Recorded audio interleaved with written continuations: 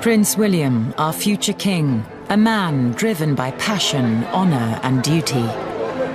Completely normal blocks at Eton, and they didn't really give him any special treatment, and yeah, he was... Prince William, our future king, a man driven by passion, honour and duty. He believes in the monarchy, he believes it has a purpose in modern society. A monarch in waiting, whose life has been shaped by service. Diolch yn fawr Mirig. This is his story, told through his words. I've seen on many occasions over the years how this charity empowers and mobilises young people. His speeches marking every step of an incredible life. As a former air ambulance pilot myself, I've seen firsthand the difference trauma teams can make to those in need. Everything that William has done has been preparing for the day when he ascends to the throne. Through triumph. This country had a conversation on mental health that for the first time was positive and truly national. And tragedy. Thank you so much. This is the story of our next king, told through his most powerful speeches. When we hear him speak, there is no doubt that this is a man who is ready to step up and take on that top job.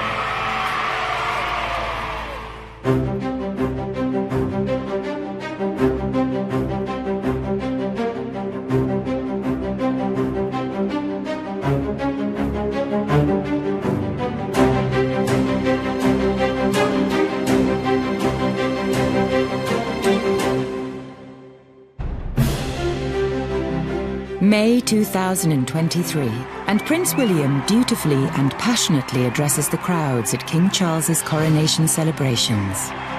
Good evening, Your Majesties. Good evening, Windsor. In a special BBC production at Windsor Castle after the majesty of the coronation, we had a very, very different atmosphere. Here was a music concert with some major artists playing. Prince William coming out to speak to the crowd and speak really personally and very heartfelt about what it meant to him seeing his father finally be crowned king. I want to say a few words about my father and why I believe this weekend is so important. But don't worry, unlike Lionel, I won't go on all night long. In William's address to the crowds and the millions watching via the BBC broadcast, he highlighted how important his father's years dedicated to duty had been both for him personally and the entire nation.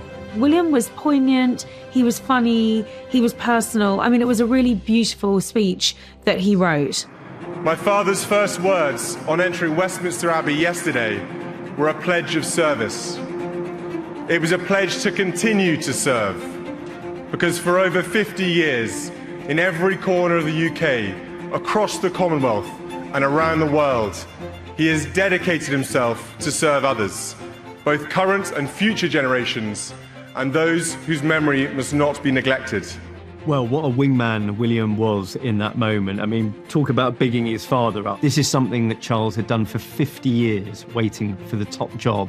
I think in making that sense of duty so apparent in his speech and sort of clearly outlining that as Charles's legacy was also William's way of acknowledging that duty is something that runs through the DNA of the House of Windsor and something that he will continue when it's his time. When we look back at the footage of the BBC's coronation concert, we see William talking about his father in a real heartfelt manner. And this is something that was really important to William to do at the time, to give it more of a human angle. Pa, we are all so proud of you. I commit myself to serve you all, King, country, and Commonwealth. God save the King.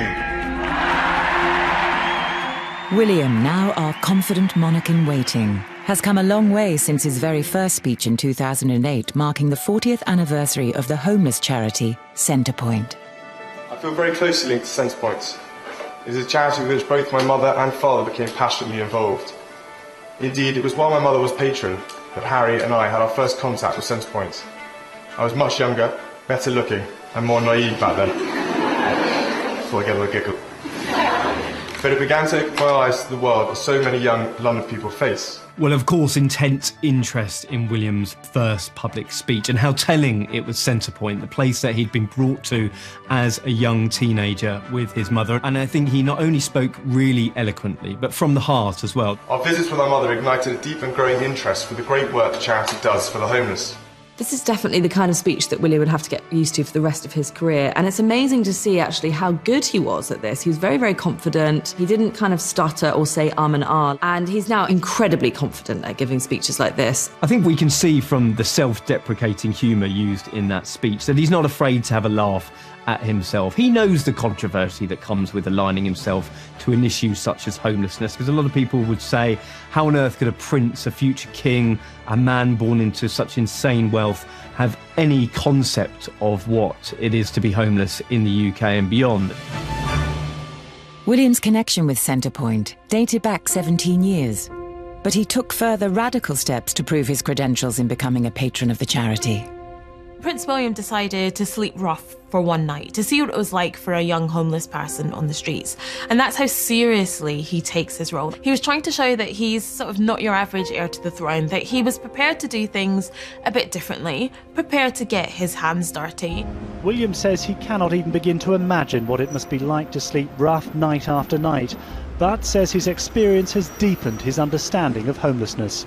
This absolutely reminded me of the work of Princess Diana. This is absolutely something that she would have done. There is something that he can try and affect change on the ground. It's his crusade, but also his mother's legacy. The lasting impact Princess Diana had on William can still be felt through his personality and through his speeches.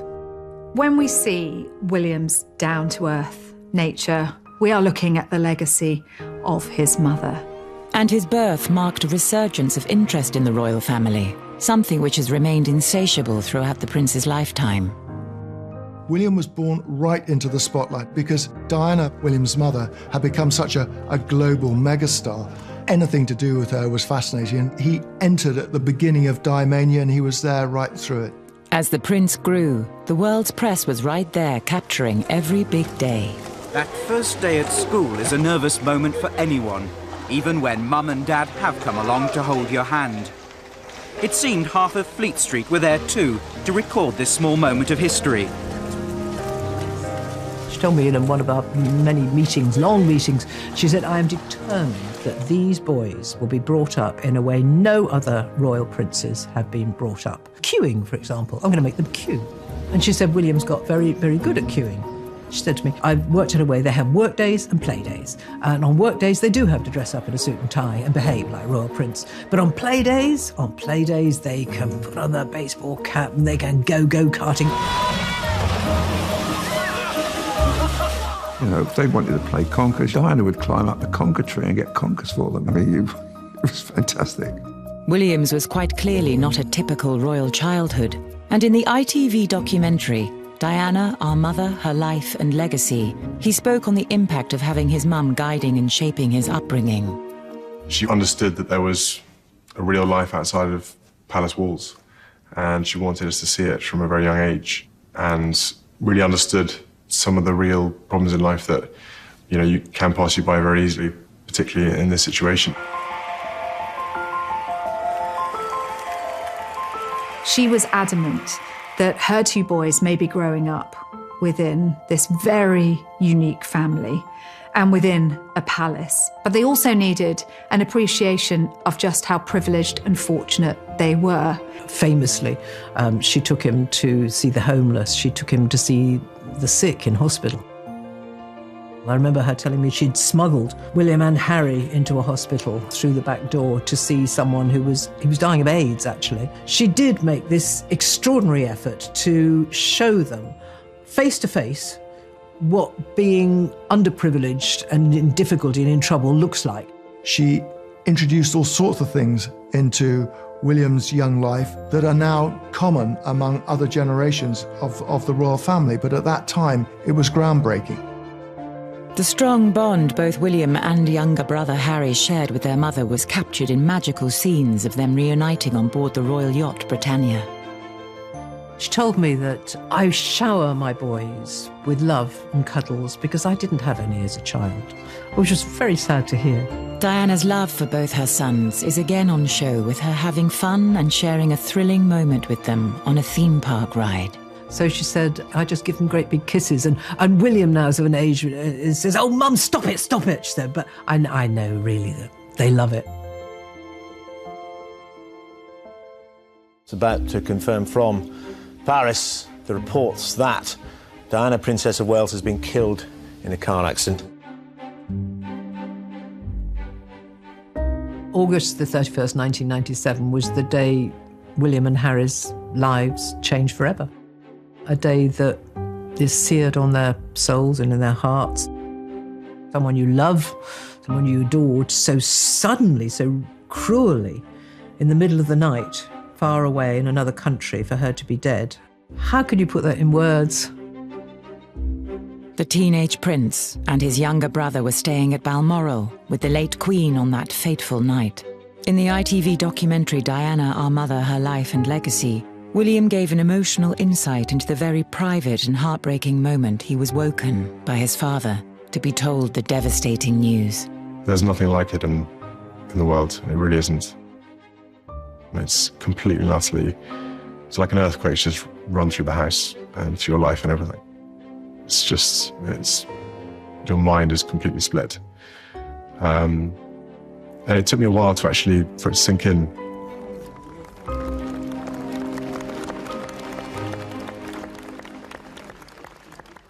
At Diana's funeral, the world watched as William and his brother Harry walked behind their mother's coffin, supported by their father, grandfather and uncle, for the last mile of the procession to Westminster Abbey. I remember the pair walking behind the coffin on that Saturday, and the clip-clop of the hooves, it was quiet, the crowds were quiet, and everybody around me was sobbing their hearts out. The photographer from the mirror next to me was crying, but they just walked and didn't move. They just did their duty to be on their mother, and that day will stick in my life forever. Despite the devastating circumstances he faced, at just 15, William showed great courage to keep resolute, something he put into words in the intimate and insightful Diana's 7 Days BBC documentary. When you have something so traumatic as the death of your mother when you're 15, it'll either make or break you. And I wouldn't let it break me. I wanted it to make me. I wanted her to be proud of the person I would become. He was saying it wasn't going to define him for the rest of his life. He wasn't going to allow it to sort of completely dominate and perhaps impair his life for many years to come. I think William was a mentally strong young man, and it was because of that strength that he was able to handle his grief. Coming up, William is about to turn 18 at Eton College, and we see the very beginnings of the young prince combining his passion for travel with a duty to serve others. Can you tell us where you're going on the next stage of your gap year? I'm off to Chile with Raleigh International, doing an expedition with them. Although all sorts of toffs went on gap years to all sorts of crazy places, actually for King Charles, he really believed it was really important for his son, because he knew better than anyone that your gap year is your last ever chance to have freedom.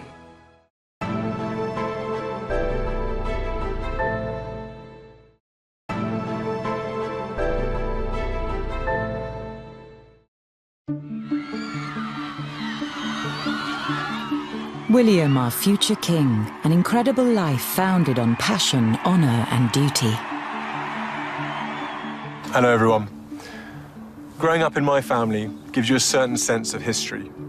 I'm simply the latest in a line that can be traced back generations. His words have the gravitas of a future king behind them. When he speaks, people listen. To commemorate Prince William's coming of age, rare access was given at Eton College. This incredibly personal footage captured him learning key life skills. It revealed him to be a pretty regular teenager who, despite the trauma of losing his mother, was embracing this next chapter of his life. Can I just ask you, William, when you're cooking, what are you preparing? Paella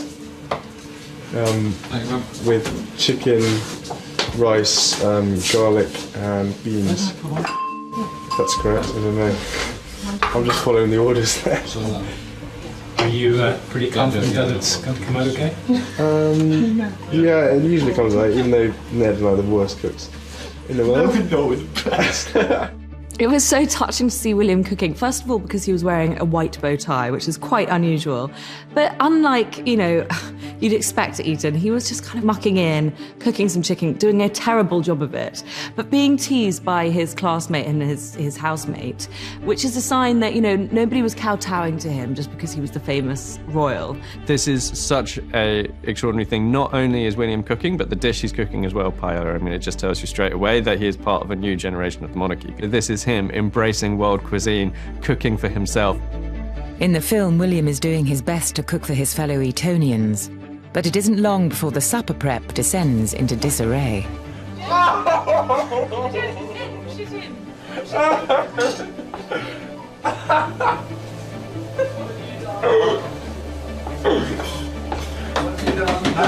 Do something, quickly! What's so fascinating about this is that it shows William the real person. He can roll with the punches and he doesn't panic. Under pressure, it's all a bit chaotic, but actually he keeps his cool. William had begun life at the elite boarding school at age 13. Well, Eton is not only a phenomenal school with incredible attributes for people who go there, but it's absolutely renowned for bringing up the aristocracy of Britain. And this was why it was chosen to be the perfect landscape for Prince William to grow as a person, as a future king. Across his school career, William had clearly immersed himself in Eton's rich history, with the footage to mark his 18th birthday showing him to be relaxed on the school grounds, a studious pupil, and also a keen athlete with a talent for several different sports.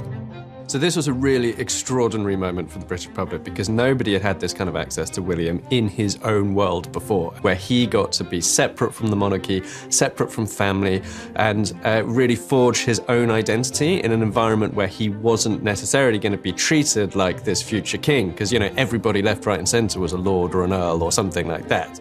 He was so gorgeous. Prince William looked amazing. He had his mum's floppy blonde hair. I was just a teenager at the time, so I was completely besotted. Full of confidence, a great smile. He was wearing this remarkable Union Jack waistcoat. I think it was a nod to the Austin Powers film, which had just started coming out at that stage. And it was the beginning of William as an individual royal. Eton helped shape William's formative years. But it was clear in doing so, the boarding school hadn't rolled out the red carpet for the young prince. William would have had a very similar experience to other Eton boarders. I mean, that was the whole point. William was in completely normal blocks at Eton, and they didn't really give him any special treatment. And yeah, he was among his tribe, which is, incredibly privileged men. This was a chance for him to get out of the palace and into a more ordinary situation. I mean, obviously completely extraordinary to a normal state school pupil in Britain, but at the same time, he was treated the same as the other boarders there. I mean, he had the most unimaginable tragedy partway through when he lost his mother. And you would think that going off to Eton might be a very difficult thing to experience at a time like that. But actually, in some ways, I think, Eton overall was perfect for William. After finishing his exams, William faced the freedom of a year off to see the world, but not before speaking at his first, somewhat informal press conference, accompanied by his father. I remember the day very well. We were summoned to Highgrove to have a little chit-chat, little catch-up with William, who'd just come back from Belize. He'd been in the jungle with the army. It was the start of his gap year. Good morning, sir. Hi, Jenny. Could you tell us a bit about your time in Belize, first of all? I was with the Welsh Guards on exercise in the jungle, just sort of training with them, as it were, seeing what they do and joining in with what they do, basically. I gather you actually got your A-level results when you were in the depths of the jungle. Yeah. Could you tell us about that? Well, I was in the middle of nowhere, so the base camp where I was staying was on top of the hill, and the only way to get the A-level results to me was by over the army net. The guys didn't want to use it, so I got a message saying that Dr. Gailey, my housemaster, was waiting for the message, so he said it was good news, so I raced back up and got it, so it was good. Better than you expected? Better than you expected? Yeah, it was good. I was glad what I got, yeah. Luckily, he'd done very well. He's a clever boy. He was a clever boy. He was quite academic, quite uncharacteristically for a member of the royal family, academic. And I think he got an A, B and C. Can you tell us where you're going on the next stage of your gap year? I'm off to Chile with Raleigh International, doing an expedition with them. I wanted to do something constructive in my gap year rather than, I could do quite a lot of work, but I thought this was a bit more of a way of trying to help people out and meet a whole range of different people from different countries, and at the same time helping people in remote areas of Chile. Although all sorts of toffs went on gap years to all sorts of crazy places, actually for King Charles, he really believed it was really important for his son because he knew better than anyone that your gap year is your last ever chance to have freedom. And in terms of the kind of trip he went on to Raleigh International, literally every single toff in the whole country went on that. It was very, very expensive. William was quizzed on how he was able to afford his far-flung adventure. I raised myself about £5,500. And did your father chip in as well? You might have helped slightly, not very much. So I chip in all the bloody time.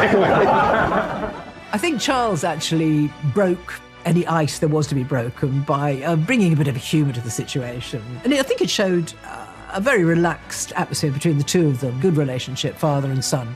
William seemed really excited about going, although a little apprehensive, I think. And he knew he couldn't back out, of course, because once you've told the entire nation that you're going away for a year to do quite a lot of hard work, you can't flake out and go home at the end of the day after all. William threw himself into his year abroad, flying more than 7,000 miles to the Chilean jungle to get stuck into the environmental project. He wanted to really put some genuine hard work into his gap year and do quite physical labour as well. And he was a really strapping water polo champion at this point. He was very well built and he was very fit. And I think he wants to make use of that. It's a once-in-a-lifetime experience he'll probably never have again. But he's working for charity, he's making a difference, and this was the moment that he got to see the power of that. And I think that's why his time in Chile was so important. Coming up, Catherine Middleton. William finds his new passion, a future queen. Big boy world out. It's definitely like a fairy tale, meeting a prince, your prince, and then marrying him. And the couple have the wedding of the century. As they settle into the open-top carriage, she asks her new husband, "Are you happy?" and seems pleased with his response.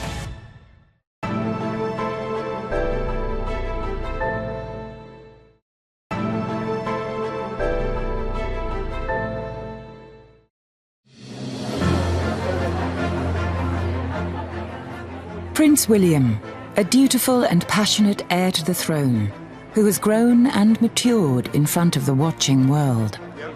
I can do some of this. I can do some chunky side here.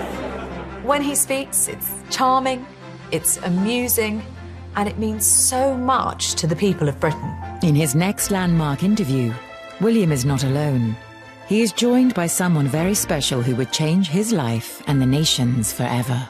When did you first set eyes on each other and what did you think? Well, it's a long time ago now, Tom. I'm trying to rack my brain about it all. But we met at university at St Andrews, and we were friends for over a year first, and it just sort of blossomed from then on. William broke his own golden rule, effectively, in that famous engagement interview with ITV News and Tom Bradby back in 2010, because he started talking about the romance. You know, here was William putting real flesh on the bones. And it was a hugely significant moment. It was them telling the world for the first time about their love affair. But how did it all begin? Studying on the east coast of Scotland would give William another chance to savour a relatively normal existence. But it was also here where his life would change forever. He met fellow art history student Kate Middleton when they were both just 19. William's time at St Andrews University was extremely precious to him because an agreement had been reached with the media where he was to be left alone. And he relished that opportunity just to be William Wills. And he moved in with friends, Fergus Boyd, Olivia Bleasdale, and one Catherine Middleton, to a Victorian terraced house, a typical student home, nothing fancy, certainly a long way from the palaces he'd grown up in. It was inside this modest student house where William's friendship with Catherine grew into their famous royal romance. Their closeness on display in this sunny student picture, showing them to be a happy, carefree couple. And in their ITV News interview, they revealed some surprisingly private details of the bond that developed between them while at university. There's a story that goes the rounds that you had a picture of him on your wall as a child. It wasn't just one, there was like 10, 20. He wishes, no. No, I had the Levi's guy on my wall, not a picture of William, sorry. Sorry. It was me and Levi's, honestly. Yeah. So in this exchange, you've got William teasing Kate over whether she had pictures of him on her wall. She absolutely pushes back on that and says, no, it's the famous guy in the Levi's ad who takes off his jeans and sticks them in the laundrette. And William won't have it. And I think you get an idea a bit of their sort of joshing relationship in that just brief clip. It's definitely like a fairy tale, meeting a prince, your prince, at university, and then falling in love with him, hanging out with him, and then marrying him. It literally is like a fairy tale come true. After announcing their engagement, the public didn't have to wait long before William and Kate's big day arrived. Around 1,900 people will receive invitations to attend the marriage ceremony here at Westminster Abbey. They'll be part of a very select few to walk through these doors just before 11 a.m. on April the 29th. I remember the build-up to the wedding was amazing because we hadn't had a royal wedding of that magnitude for many decades. In fact, dare I say, since his father's wedding to his late mother. I remember the planning, I remember the rehearsals. I remember Kate would go out in the middle of the night to Westminster Abbey and there'd be rehearsals and things taking place. William marrying Kate Middleton was the first time in, centuries that a future king had married a commoner. I mean, he could have had his pick of any blue-blooded aristocrat that he wanted. He happened to fall in love with a girl next door. The day promised to be a wedding like no other. There were networks from all around the world, and it was an incredible occasion. I mean, it was wonderful to report on because it was just such a happy, happy moment. And it looks absolutely like the fairy tale wedding.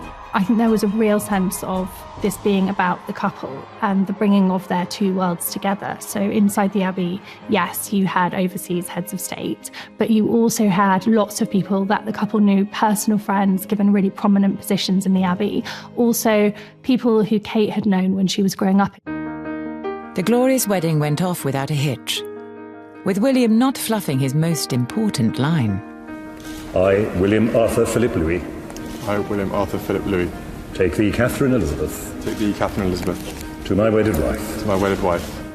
It all went to plan. It was a wonderful, wonderful occasion. And approval there was plenty as the new princess emerged into spring sunshine on the steps of the Abbey.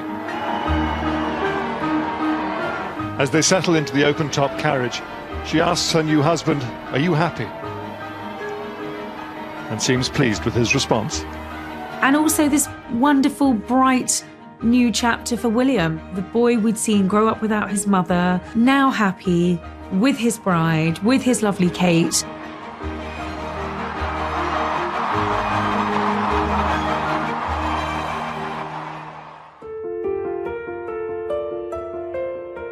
Just over 2 years later, the eyes of the world were back on the newlyweds as they celebrated the birth of their first child, George Alexander Louis. First and foremost duty of the heir to the throne is to secure the line and the heir in waiting. Along comes George. And, duty done. We were seeing moments in history reflected from the moment Princess Diana and his father stepped out on the steps of the Lindo wing with baby William in their arms. And now to see him do the same with his son, George. This was a new chapter and the start of their growing family. William gave his first interview since becoming a father to CNN. It provided a warm and personal insight into this life-changing moment. I think I was on such a high anyway, and so was Catherine, about George, that really we were happy to show him off to whoever wanted to see him. As any new parent knows, you're only too happy to show off your new child and, proclaim that he's the best looking or the best everything. I think at that stage we didn't really know what kind of dad he was going to be. I think a lot of commentators thought it would be a lot like his own childhood and upbringing at Kensington Palace, we all miscalculated. He had an entirely different idea of the kind of father and parent he wanted to be. He's got her look, thankfully. In his interview with CNN, William made public how challenging he finds baby George's lively nature, and also made it crystal clear he plans to be a hands-on dad. Well, yeah, he's a little bit of a rascal, let's put it that way. So he either reminds me of my brother or me when I was younger, I'm not sure. But he's doing very well at the moment. He does like to keep having his nappy changed. And you did the first nappy, of course. I did the first nappy, yeah, exactly. Badge of honour. Well, it's a badge of honour, exactly. I wasn't allowed to get away with it. I had every midwife staring at me going, you do it, you do it. I doubt very much that his father, Charles, changed the first nappy, but William was here representing the next generation, and I think had he not been changing nappies, he'd have had a lot of women to answer to. Where William will follow in his father's footsteps is helping George with the burden of the destiny that lies before him. Prince George will really benefit from having Prince William as his father and as his guide into royal life. Prince William knows what it's like to grow up in this goldfish bowl, more so probably than anyone else. He's going to be brilliant at it for him. William and Kate would go on to have 2 more children. Princess Charlotte Elizabeth Diana, born in May 2015, and Prince Louis Arthur Charles, born April 2018. Prince William will definitely take a different approach to fatherhood than his own father did. Prince Charles was known to be quite cold and quite hands-off when it came to parenting. Prince William, certainly not that. With all 3 now attending Lambrook Prep School in Berkshire, which is just a 15-minute drive from their Adelaide cottage home on the Windsor estate. From what we've seen from George, Charlotte and Louis, he's very hands-on, you know, along with Catherine, does the pick-up, does the drop-off, really wants to be there for his children. It's clear that William's modern approach to fatherhood means that his children will not have to share their early years with the world's media. You can see in their upbringing, the schools that they go to, the fact that William and Catherine are quite insistent on protecting them from the media glare. They're much more protective of their children. I think William and Kate have put the happiness of the children above duty, where you don't have to go back too many generations where, in royal terms, duty was put above everything else. Coming up, the prince protects the family honour.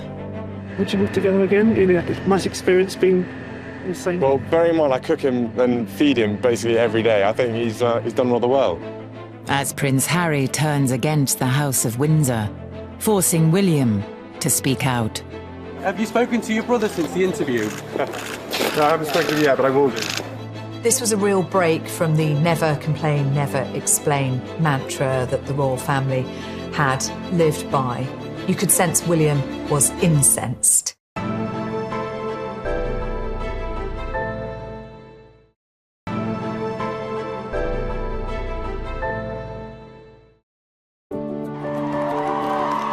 Prince William next in line to the throne, an entire life defined by passion, honour and duty. He's got her look, thankfully. This is a prince who has made a real difference to the lives of everyday people right around the United Kingdom. Sir, have you spoken to your brother since the interview? No, I haven't spoken to him yet, but I will do. And can you just let me know, is the royal family a racist family, sir? No, we're very much not a racist family. In March 2021, the prince gave a short but astonishing response to a journalist. He was forced into denying accusations of racism within the royal family, an extraordinary development which had its beginnings when William's brother, Harry, started dating an American actress. I mean, Meghan coming onto the scene absolutely changed everything. The media frenzy around her was insane. Harry had first met TV star Meghan Markle through a blind date, arranged by a mutual friend in July 2016. The couple had embarked on a whirlwind romance, with their every move creating headlines. It was completely over the top. The papers wanted to basically go through every single thing she'd ever said or done, ever. But the excitement towards the new royal couple soon turned sour as they thought the media and the royal family were against them. Which led to Harry and Meghan shockingly stepping back as working royals and moving across the Atlantic, an acrimonious deal that was thrashed out amongst all the senior members of the royal family. Reports say that the Duke of Sussex took part in a conference call from their home, Frogmore Cottage. Also on the line, the Queen in Sandringham, Prince Charles in Scotland, and Prince William at Kensington Palace. I mean, in terms of the change that Meghan made to the monarchy, I mean, it couldn't have been more dramatic. I think people probably expected the change to be purely positive, and obviously the result has been a huge intercontinental conflict that, you know, at one point appeared to be shaking the monarchy to its very foundations. And for William and Harry, this threatened to break an incredible bond forged in early childhood. Got to try to do the piano. There was a remarkable documentary, actually, a very, very personal one. In fact, it was called The Prince and Princess Wales Talking Personally with Alistair Burnett on ITN. Stars of the show were William and Harry bashing away on a piano, and we heard William talking for the first time. Harry, what are you doing over there? It's incredible, the footage that came out in 1985. Charles and Diana had allowed the cameras in, and I think they wanted to show a different side to themselves and to family life. It's a very enchanting documentary. Harry! What's on his head first? Harry, no! He's trying to do my hand off. Harry, stop doing ow! Harry! Look, sit him on your shoulder. Harry! And these were William's first words on camera. I mean, he didn't say much, but he was going on for 3 years old at this point, and we hadn't heard him speak, but now we knew he got a voice too. The intimate scenes also gave the first glimpse into the closeness between William and baby brother Harry. It's a lovely little vignette that we get in this ITN interview and documentary, and you can just see the boys playing together and a bit of mischievousness between them. What do you say? One more kiss. One more kiss, please. Steady. Go. It's very charming to see. Well, it's sad as well to see how beautifully they got on in those early years and all that's happened since. Get this on camera. You forgot your boots. Oh my God, that's another classic. Here, borrow my ones that Marco's got. Here. Try that one. That should fit. That's just about the stupidest thing I could have done. Whether it was hanging out at the polo or just being there for one another, the two princes clearly had a special connection. He is the one person on this earth who I can actually really, we can talk about anything and we understand each other and we give each other support and everything's fine. I think it was around the time of Harry's 21st birthday, he was speaking about the warmth, the depth of the relationship between him and his big brother. Really, William was quite a supportive, something between a father and a brother. He was a sort of older guiding light for Harry and offered him advice that actually Harry gladly took. And they both know, or they knew at the time, that whatever got said between them, nobody would go to the papers. They know nothing is going to leave that room. These two men had been through the most unique experience, losing their mother, being princes for the British royal family, and really they were bonded for life by that. And at the time, we thought nothing would ever break them apart. They captured the public's attention, but as they spent more and more time together, they also became increasingly valuable to the PR strategy of the palace. They do everything together. So you quite often see them together at Highgrove, you'd see them in town together, you'd see them at the pub together, and I'd go in there for a drink in the evening, walked up to the bar, and suddenly I had somebody call my name, and I turned around and it was William with Harry and their friends. And I remember thinking, okay, that's pretty cool. William just called me, and I went over and said hello to them, and said hello to their friends. It was just nice just to see how not only down to earth and normal they are, but also they didn't ignore me. Do you know what I mean? Because at the end of the day, I'm there working for them. At the time, the whole nation, but also the royal family, really, the aides around them, they really wanted to encourage this idea that these were the two brothers. They came as a pair. They were the youthful, dynamic, fun end of the royal family. These were Diana's boys. Clearly, the future of the monarchy depended, let's face it, on the shoulders of these young men. And it was understandable that a forward-thinking royal family would want to promote that part of it which played well to the public, and that part of it was William and Harry. To mark the 30th anniversary of the Prince's Trust, the first, second and third in line to the throne appeared together at their Highgrove home, giving a rare glimpse of the bond and intimacy between them.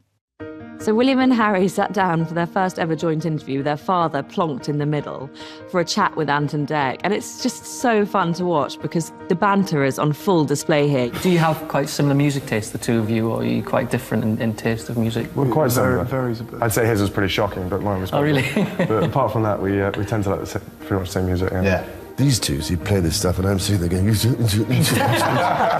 downstairs somewhere, it's an old place. It's just like houses up and down the country. Yeah. Turn that racket down. Yeah.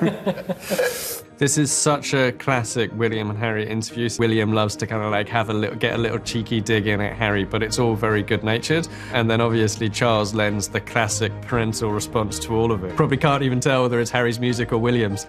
I think it tells us a lot about Charles, who had done this remarkable job as a single parent. One has the feeling that central to everything in Charles's life were William and Harry. And for William and Harry, their father was everything to them. By 2009, William and Harry couldn't have been closer, training alongside each other as military helicopter pilots. Definitely got more brains than me. I think we've established that from school. But when it comes to all that, I think I'm much better hands-on. When you find so Baldness. Sorry. Pretty rich coming from a ginger, so I'm quite happy to take that on this one. Yeah. He's a good-looking ginger. It's all right. Peter's both. Well, it's something like a comedy Top Gun scene, this, isn't it? Two brothers having a bit of banter, a bit of needle between them, I think, of one sort of digging the other out and then the other one shooting back. And there is a bit of competition there as well. We can imagine what the royal press officers were doing just off camera. They would have been absolutely shocked, thinking this is not going to plan. It probably did kind of show that there is a bit of, I wouldn't say tension, but there's competitiveness between it. They've always been competitive, 100%. Of course there is. You know, it's a brother thing. William and Harry also spoke about the joys of bunking up with each other at the military base. First and last time we'll be living together. It's been a fairly emotional experience. And would you live together again? My experience been the same? Well, bearing in mind I cook him and feed him basically every day, I think he's done rather well. I told us the other week that he did all the washing out. He does do a bit of the washing up, then he leaves most of it in the sink, and then it comes back in the morning and I have to wash it up. Oh, the lies. I think the difference there is it's very much them just on their own. Where with the other royal homes, if they do leave the dishes in the sink, myself or someone else is going to come along and wash it up. Of course we are. But in that environment, there isn't anybody else. And I think William can be quite strict with his brother, making sure that he does the tidying up or laying the tables, whatever. Whilst Harry would go on to serve 2 tours in Afghanistan, William completed his service as a search and rescue pilot in the RAF. Outwardly, at least, the prince's relationship seemed to go from strength to strength, with William joining Harry alongside his wife for many of their public campaigns. When they were threesome a lot of the time on the world stage, it always felt like the sort of ultimate powerhouse to have all 3 of them at an event or talking about a particular issue. At the time, we all thought that William and Kate and Harry would continue their work on the world stage together, and when Harry met someone, that person would come in and they would be a foursome. And at the time, you couldn't have imagined that things would have played out any other way. With Meghan now coming onto the royal scene, it wouldn't take long for this foursome to materialise, especially with the couple announcing their engagement after just over a year of dating. It's been quite whirlwind romance, so everybody's slightly holding their breath to see, but I think the shared interests is what's going to ground them. Meghan was officially set to join the firm, and her first opportunity to team up with her fiancé and her prospective brother and sister-in-law on their campaigns soon arrived. William went the extra royal mile to make her feel welcome. I remember sitting watching them all together, the Fab Four, at the Royal Foundation Forum, and they just seemed at first to be completely natural with each other, and it seemed like the absolute perfect, moment to celebrate this new generation of the royal family. We all expected it to be a story that had a very happy ending. Catherine, Harry and I are delighted to be here this morning, and we're particularly happy to be at our first Royal Foundation event with Meghan. Today We didn't realise at that moment that it was going to be the only Royal Foundation Forum event where all 4 royals were there side by side. Meghan's arrival promised to be the start of an incredibly exciting new chapter for the royal family. But despite the jovial atmosphere, there were already the first signs of tension. Working together as family, do you ever have disagreements about things? Oh, yes. Healthy disagreement. Okay, the last thing you disagreed on, how do you resolve it? I can't remember, they come so thick and fast. But is it resolved? We don't know. Oh, we don't know. Hearing them talk about having disagreements with each other at the time was jaw-dropping, and I remember trying to work out what to make out of it. Harry says they come so thick and fast, so it doesn't sound like this is the only disagreement, and William says, are they even resolved yet? So it doesn't sound great. And I remember thinking, like, there is something here, but you still don't know how big it's going to be. Within 2 years of this appearance, and despite William being his brother's best man at the wedding, Harry and Meghan announced they would step back from being senior royals. Captured here, enjoying their new glamorous lifestyle in America, with this dramatic series of events leaving the brothers' relationship in ruins. Harry ultimately thought that William had welcomed Meghan at first, but from William's side as well, he thought that Harry should slow things down, should really get a proper sense of who Meghan was and whether she was going to, fit the monarchy. Harry took that very badly and thought that he was trying to derail the relationship and felt that his brother wasn't supporting him and wasn't supporting his marriage. But things were only set to get worse when Harry and Meghan gave an astonishingly candid interview to Oprah Winfrey, broadcast on CBS. So we have in tandem the conversation of he won't be given security, he's not going to be given a title, and also concerns and conversations about how dark his skin might be when he's born. What? That conversation I'm never going to share. This interview led directly to the remarkable moment William felt forced to speak out in defence of the monarchy. Can you just let me know, is the royal family a racist family, sir? No, we're very much not a racist family. This was a real break from the never complain, never explain mantra that the royal family had lived by. You could sense William was incensed. He was not prepared to stand by and have the institution of the monarchy and his family members damaged in such a way by these allegations. There was no way that he was staying silent on this one.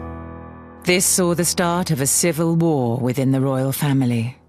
Further admissions from Harry, including a scandalous memoir, suggested the fallout over Meghan was just the catalyst to ignite long-standing tensions between the brothers over their differing status. It even led to a physical altercation between the pair, something which was probed during an ITV interview with Harry.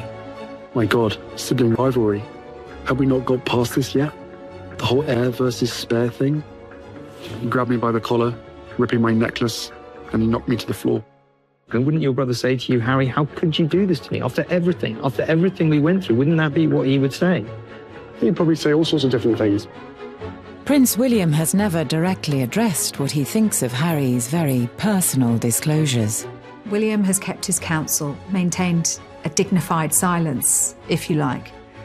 Aside from just one brief line reported by a friend to whom William apparently said, I've put my arm around my brother all his life. I can't do it anymore. We are separate entities. That short phrase spoke volumes about the state of that relationship, the responsibility that William had felt, and that he could do it no more. It suggested that the two brothers were no longer on the same wavelength, that William couldn't reach Harry any longer. All the things they had in common now seemed to have driven them apart. It really was Shakespearean in its scale, this tragedy of the broken brothers.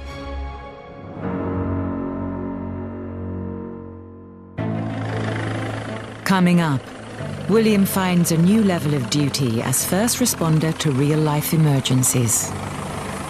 Nothing ever prepares you that well for what you're going to see and some of the incidences. He saved my life. There's not more anyone can do for a person.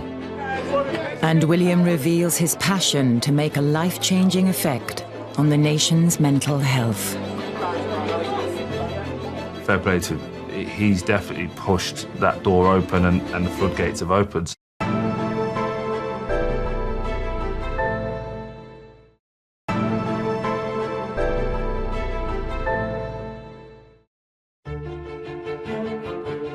Prince William, a vocal figurehead of the modern monarchy, who stands firm against all the tests and trials that come along with his royal role. Good evening, everybody. I'm delighted to be here this evening as the clear warm-up act for the rest of the night. William as the future king and the face of that institution ultimately in the future, you know, the whole fallout and all of the difficulties, incredibly damaging and incredibly challenging. Diolch yn fawr Merig. Wait for it. Diolch von Wistion. Mae'n bleser mawr bod yma. Rwy mor fawr o fod wedi byw ar Ynys Môn Mam Cymru. Rwy hyd yn oed wedi dysgu dipyn o Gymraeg. William had come to the end of his service in the RAF and wanted to thank the people on the island of Anglesey, where he and his growing family had been based. I have to say that I thought search and rescue duties over Snowdonia were physically and mentally demanding, but looking after a 3-week-old baby is right up there.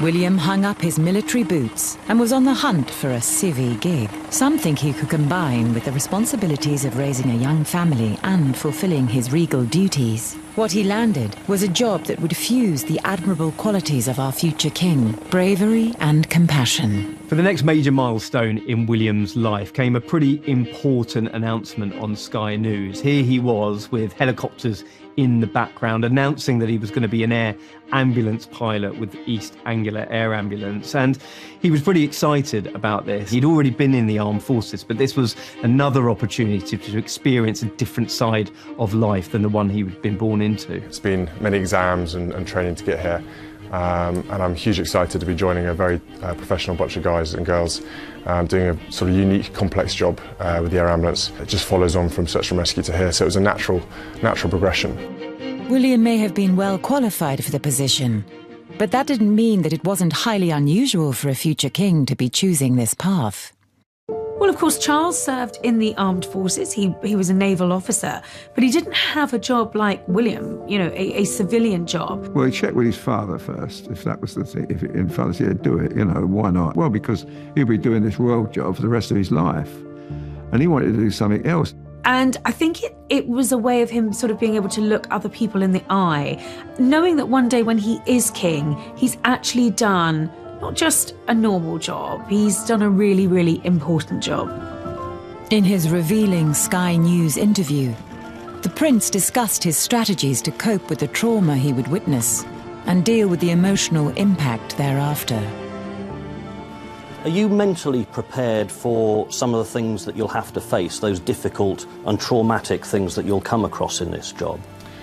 I think nothing ever prepares you that well for what you're going to see and some of the incidences. But having done search and rescue before, we saw a lot of that already. And when you're working with a team, you help each other out and you talk about it, and you get through it that way. This is not William just going off to be a banker or to be an explorer, working charity. You know, this was an intensely important, intensely pressurised job for William. You know, he was not just sort of box ticking or back at base. He was flying helicopters to major serious incidents. The things that he saw on accidents especially were particularly harrowing. October 2015, a time that will be etched into William's memory. The prince was one of the first responders to a major collision. Carpenter Jack Beaton, just 17 at the time, was being driven home from work by his uncle Philip when their van was involved in a crash with a lorry. Tragically, his uncle was killed instantly. Jack was touch and go. Prince William had a vital role in keeping him alive. I was so hands-on from the second they got me out. Everybody was around, and William was doing the collapsed lungs, so he was inflating and deflating their lungs. You can obviously imagine I was in a very bad way, and it's why William had to be hands-on. He had no choice. He saved my life. There's not more than anyone can do for a person. That's up there. After 140 days in hospital and over 27 operations, Jack recovered from his extensive injuries. During the accident, I broke my elbow down to my legs, my back, my pelvis, my jaw. I sustained some brain injury. I had bruising to the heart and collapsed lungs as well. Jack's girlfriend wrote to William, thanking him for helping to save her boyfriend's life, and later they received a response, inviting them to Windsor Castle. It's lovely to be able to say thank you again, and just to be able to see the team catch up. It's been a long while since I last see him, and it's been lovely to see William, to be able to shake his hand and thank him for what he'd done for me that day. He's just such a genuine bloke. He's just going to be a good king. He's going to be my mate as well.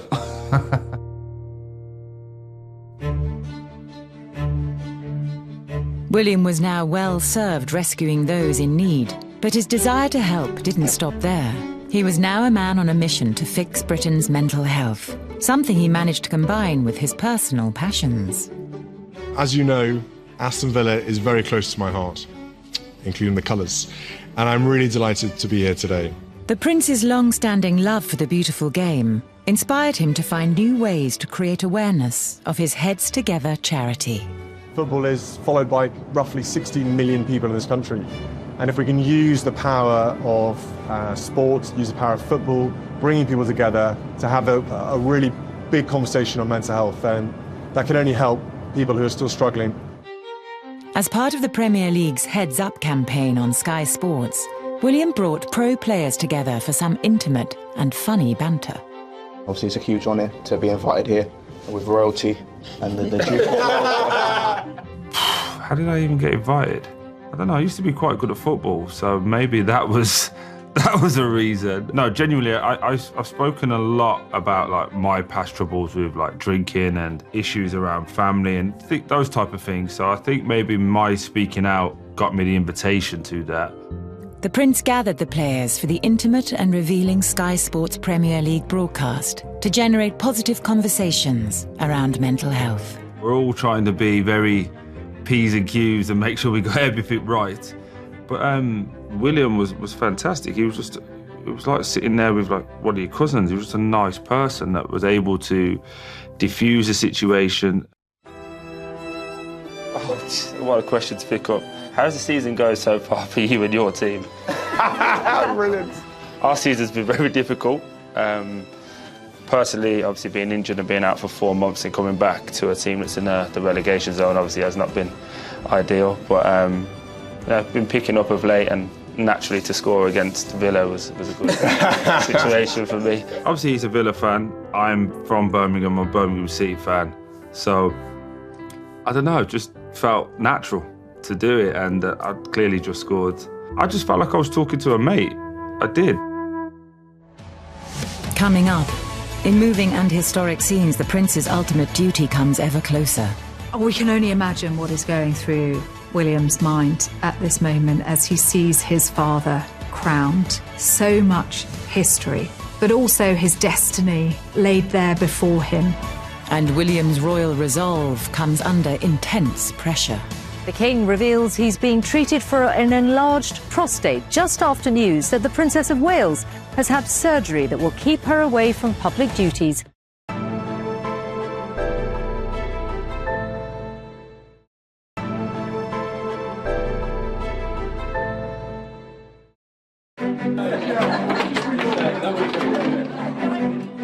Prince William, the future king. A life sculpted through passion, honour and duty. To build the momentum around mental health and to be able to talk about it more freely and more openly, we needed to use a vehicle that had huge power and huge potential, and we realised football has got that. This is something that he was born to do, to help other people. It's something that he feels intently passionate about.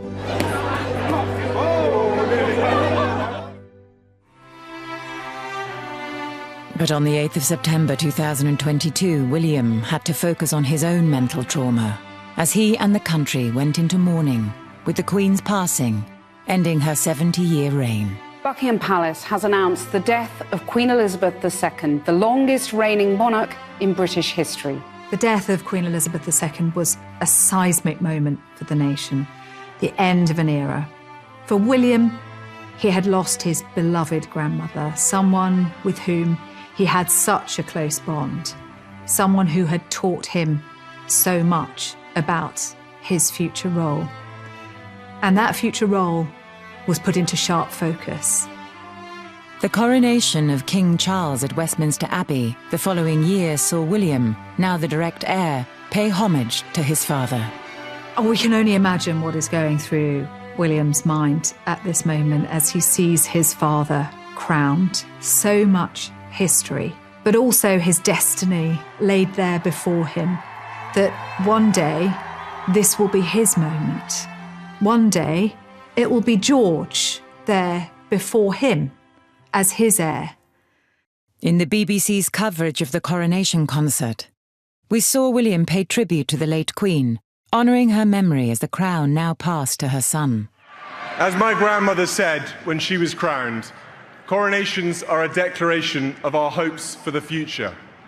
And I know she's up there, fondly keeping an eye on us, and she'll be a very proud mother.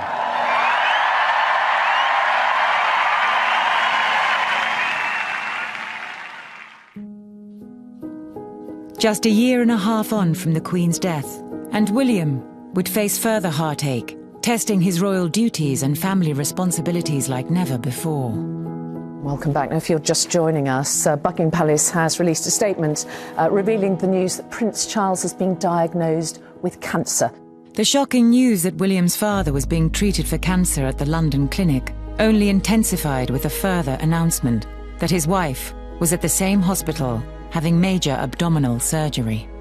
The King reveals he's being treated for an enlarged prostate just after news that the Princess of Wales has had surgery that will keep her away from public duties. At this stage, William has the weight of the world on his shoulders. His father is ill, his wife has undergone major surgery, and what we don't yet know is that she is to be diagnosed with cancer, a moment that will change their lives forever. Despite two of the people closest to him being ill, William bravely returned to duty. He appeared calm and composed during a speech for a London Air Ambulance event, attended by some rather famous guests. Straight off, William addressed his current situation. He even made a joke of it, knowing that everyone in that room was desperate for a sign from him of how his father and Kate were doing. I'd like to take this opportunity to say thank you also for the kind messages of support for Catherine and for my father, especially in recent days. It means a great deal to us all.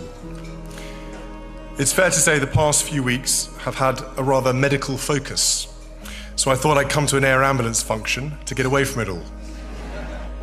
He could have cancelled that dinner, but I think what was apparent was that whatever was going on at home, there was still that commitment to duty. Within just weeks, the full brevity of the situation William was facing was revealed, as the Princess of Wales made a sobering announcement via social media. In January, I underwent major abdominal surgery in London, and at the time, it was thought that my condition was non-cancerous. The surgery was successful. However, tests after the operation found cancer had been present. The news that his wife was suffering from cancer, that his father was suffering from cancer too, a sort of double diagnosis in a matter of weeks, is going to be a huge blow to anyone. It is just about 4 weeks since his wife made her cancer announcement, and after an Easter break with Kate and their 3 children, Prince William was on public duty today. William was under huge amounts of pressure. He very much kept to his royal duties as much as he could. He was an important part of keeping the royal show on the road. In September 2024, there was finally some more positive news. The Princess of Wales released a video announcing that she had reached the end of her chemotherapy treatment. As the summer comes to an end, I cannot tell you what a relief it is to have finally completed my chemotherapy treatment. It was posted on their Instagram account and was a beautiful, intimate family portrait. It was William and Kate and the children as we had never seen them before. Affectionate together, hugging, kissing, lying on the grass. That video also showed William as a loving father, as a loving husband, and very much there, very much present. I can't have you here. Our audiences would want to know how your wife is. It's been a tough year for you. How is the princess? She's doing really well, thanks, and hopefully she's watching tonight and sort of cheering me on. But no, she's been amazing this whole year, and I know she'll be really keen to see it tonight be a success. The Prince of Wales, born to be king, and a man who through his regal words has grown from fledgling prince to the figurehead of a modern monarchy. Thank you all very much for allowing me to address you today at your annual meeting, which I hear was changed specifically to accommodate me, so I do apologise for your diaries. Through his speeches, through his interviews, through his interactions with the public, throughout his whole life, William has been preparing for his most important role. I think we'll see in his reign that he'll do away with quite a lot of the old stuffy tradition because it just isn't who he is. I mean, he believes in the monarchy, he believes it has a purpose in modern society, but I think he knows with that comes the need to evolve and to modernise. William has forged his own path and is set to be a king like no other. I think we've already seen that with how William is approaching royal duties, and indeed Kate. They're concentrating on a handful of key issues which are important to them. Social issues like homelessness, like mental health, he's determined to make a difference. Today we're here to say thank you. Thank you to everybody. You know, it sounds corny that he wants to make Britain a better place, but I think he genuinely does. Through his passion, honour and duty, William has shown all the qualities needed to become our head of state. The way that he has knuckled down to his responsibility of being a future king, being Prince of Wales. I'm always striving for more and being more ambitious, particularly when it comes to such an important topic. His mum was the people's princess. Will William be the people's king? Well, the signs so far, he's normal, he's relatable, he has the common touch. It is all pointing towards someone who will be a very different force on the throne.